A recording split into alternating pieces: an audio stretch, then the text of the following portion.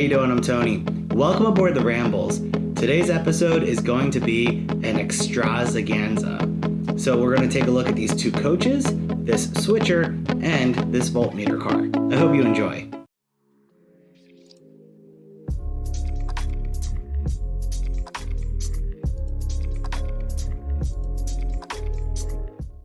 Before we get started, I hope you all had a really nice Christmas. I know I did. My buddy Stu gave me my first piece of scenery for my new layout, and he's not even a train guy.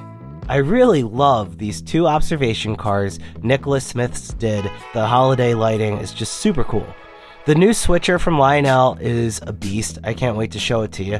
It's got loads of features packed into a very small form factor. Let's start off by taking a look at these Atlas O Premier observation cars. These were a special run for Nicholas Smith trains. These observation cars are old MTH tooling that Atlas acquired. I think that these guys did a great job. This phenomenal model is scale and has passengers on the interior, which I did not expect but was happy to see. Alright, let's take a look at this RailKing Voltmeter car. This is another special run by Nicholas Smith's trains, also in Strasburg livery. The voltmeter is backlit and there's one on either side, along with sliding doors. I think this is pretty cool, but I don't know that I'll use it all that much. We're going to take a look at this Lionel Legacy SW8 switcher.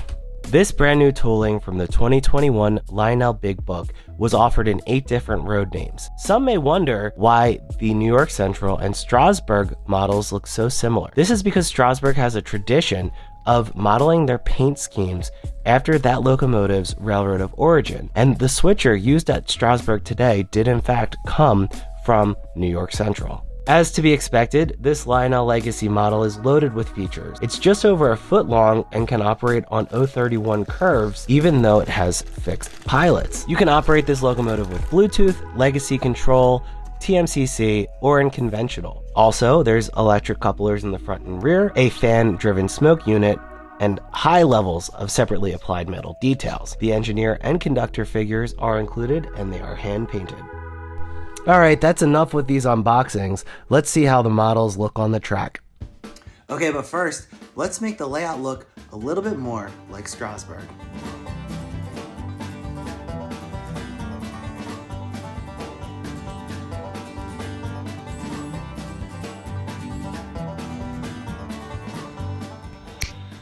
Let's start with the Strasburg station from Lionel.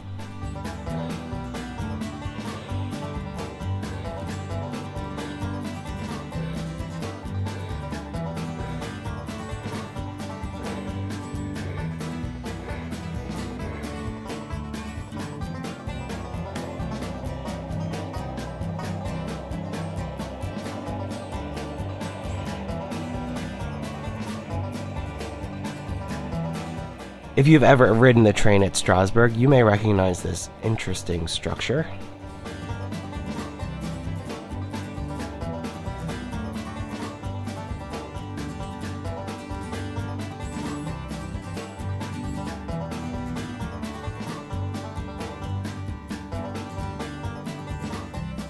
Okay, we got the 611J class pulling 2 Strasburg coaches from MTH that I don't have a lot of background information on.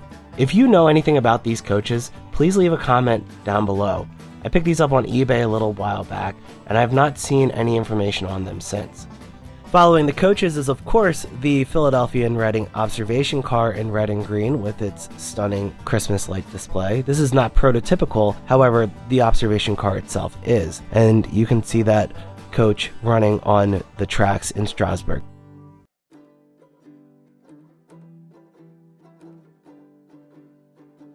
On track 2, I have a somewhat historic consist.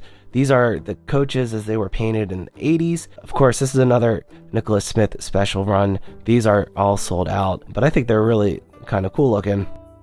Following these older style painted coaches, we have the spicy mustard yellow observation car.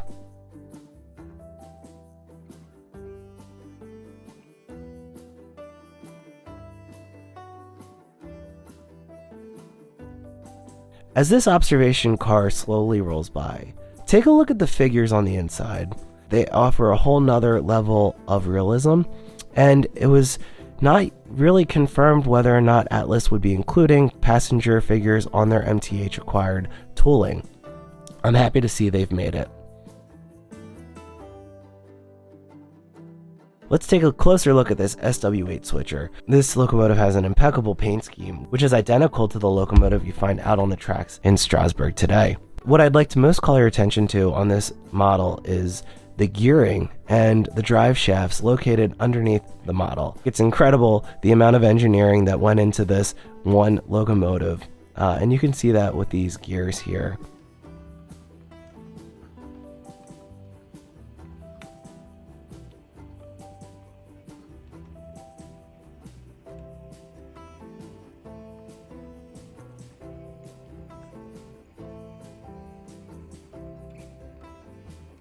Finally, let's take a closer look at the voltmeter car. You can see that the voltmeter keeps track of the voltage of my track as I roll it along.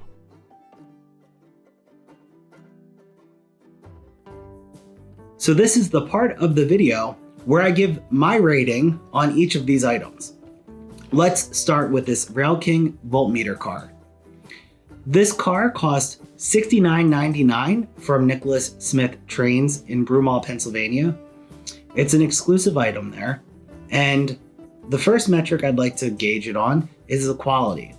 Overall, this is a very solid build. It's really well put together, so I'll give it a full 5 out of 5. The next metric is value. So in terms of value, this boxcar comes in at $70, but there's a voltmeter on either side. While $70 does sound like a lot for a boxcar, I think that the voltmeter justifies it, as well as how unique it is. My final rating is based on magnificence. So that's overall, how much of an impression does this piece of rolling stock leave with you? And for that, I give this item a 2 out of 5.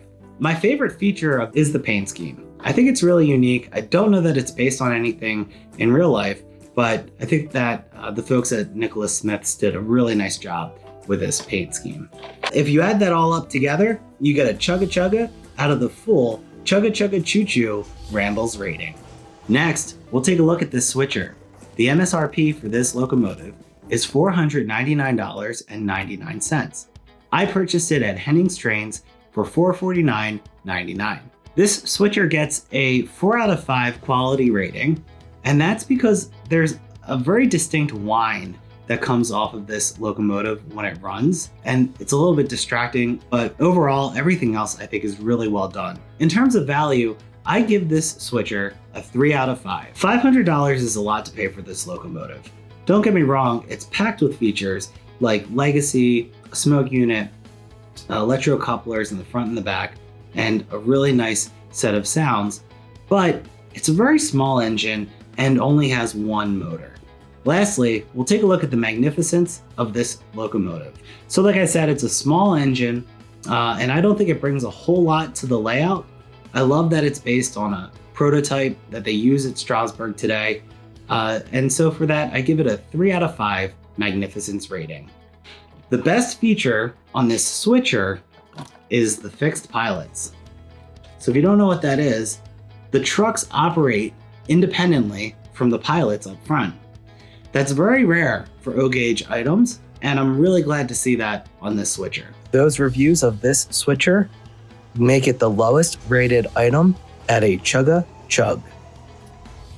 Okay, so let's round out this roundup with these two super cool coaches.